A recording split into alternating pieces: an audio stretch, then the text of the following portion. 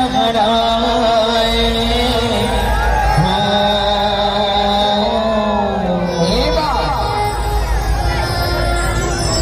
जगमग जोत जलाए हो मन माटी के दुर्गन पूजाए हो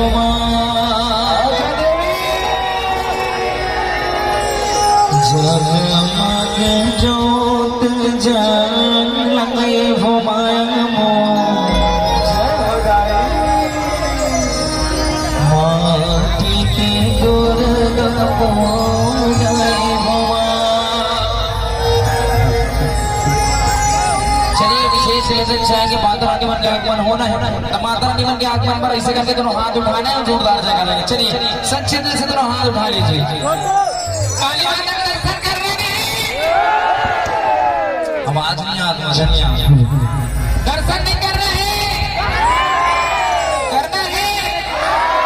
हाँ ऐसे दोनों हाथ को उठाओ और जोरदार जगह लगाओ हो ताली बजाओ तभी आई हो। चलिए सच्चे दिल से उठा लीजिए इसे करके उठाना। हाँ ऐसे चलिए जोरदार जगह लगाना है संगीत के साथ साथ ताली बजाना है।